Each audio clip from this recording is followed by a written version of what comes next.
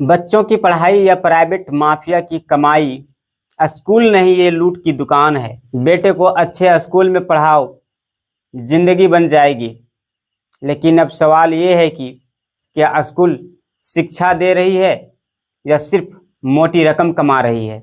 भारत में 1.5 लाख से ज़्यादा प्राइवेट स्कूल है और इसमें कई ने शिक्षा को नहीं धंधा बना लिया है। इनके आंकड़े सुनिए जो आपको अंदर से हिला के रख देगा। बच्चा एलकेजी से 12 तक एक प्राइवेट स्कूल में पढ़े तो माँ बाप को लगभग 15 से 20 लाख रुपए तक खर्च करने पड़ते हैं।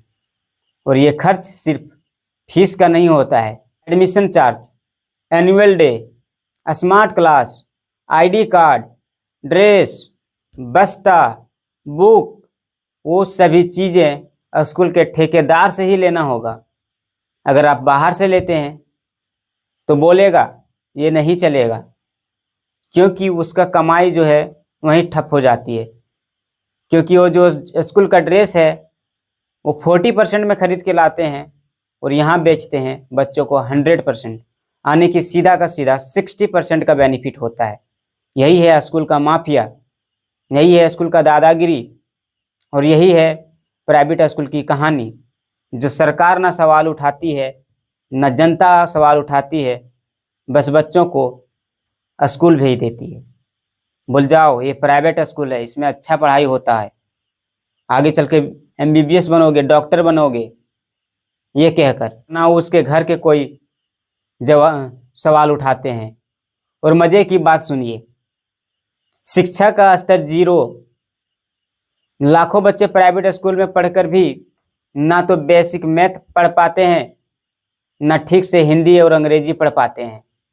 लेकिन स्कूल वालों को मतलब है तो बस सिर्फ फीस जमा हुआ है या नहीं। ये स्कूल की कहानी है।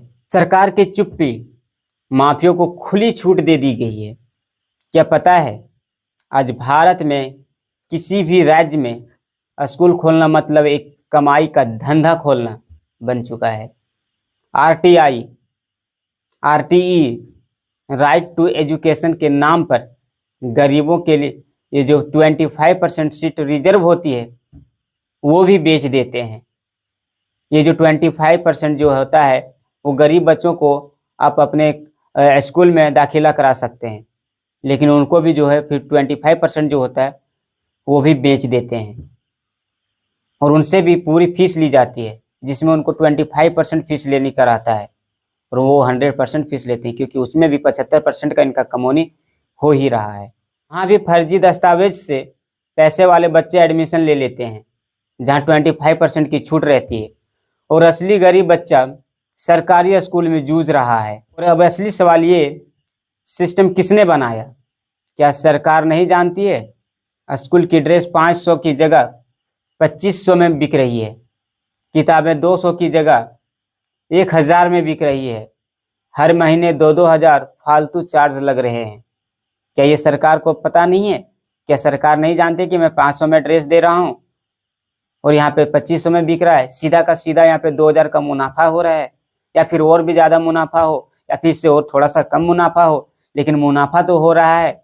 ये स्कूल नहीं, ये धंधा है, ये बिजनेस है। तो फिर ये खेल क्यों चल रहा है?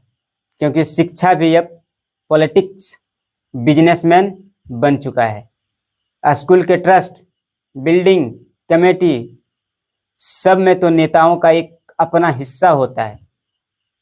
प्राइवेट स्कूल से अगर थोड़ी बहुत गलती हो जाती है तो सीधा जाते हैं पॉलिटिशियन के पास, वो बोलते हैं कि सीधा हमको अपना हिस्सा दो, तभी कुछ काम होगा। और ये सटीक सही है, इसमें हर पॉलिटिशियन, हर बिजनेसमैन शामिल होता है कि आप मुझे खर्च दो। इस लूट का शिकार कौन है? वो मिडिल क्लास बाप जो अपने बच्चे के नाम पर लोन उठाता है, वो माँ जो EMI के लिए अपना गहना को गिरवी रख देता है, और वो बच्चा जिसे किताब से ज़्यादा स्कूल की फीस भरने की चिंता होती है। स्कूल को RTI के दायरे में लाओ, हर खर्च का हिसाब लो, एजुकेशन को कमाई नहीं सेवा बनाओ और सरकार को जवाब दो। अगर आप जब तक सवाल नहीं करेंगे, जब तक आप सवाल नहीं उठाएंगे, तब तक इसी तरह चलता रहेगा। आज कुछ कम है, कल कुछ कम है, लेकिन आने वाले दिनों में इससे डबल हो जाएगा अगर आप सवाल नहीं उठाते हैं, अगर आप सवाल नहीं करते हैं। शिक्षा बिकेगी तो देश कैसे बनेगा? जिस देश में शिक्षा बिक रही हो वहाँ भविष्य नहीं बनते, वहाँ सिर्फ गुलाम पैदा होते हैं। इसी वजह से आप अपने दायरे में देख लेना, आज से साल भर पहले के अंदर कितनी सरकारी स्कूल बंद हुआ होगा, ये आप नोटिस करना। और पहले, आज से पहले 2-3 साल से पहले कभी कहीं सरकारी स्कूल बंद हुआ था? अब क्यों बंद हो रहा है? क्योंकि प्राइवेट स्कूल में भी पॉलिटिशियन, नेताओं का हिस्सा मिलता है, और ये हिस्सा सिर्फ यहीं तक नहीं जाता, ये हर एक ऊपर तक जाता है। तो आज के लिए इतना ही, फिर मिलते किसी और वीडियो में। आपकी क्या राय है इस वीडियो को लेकर कमेंट सेक्शन में ज़रूर बताइएगा। और अगला टॉपिक या फिर अगला कहानी या किस्से या घटना कौन सी टॉपिक पे होना चाहिए आप कमेंट करके बताइए। तब तक के लिए जय हिंद, वंदे मातरम।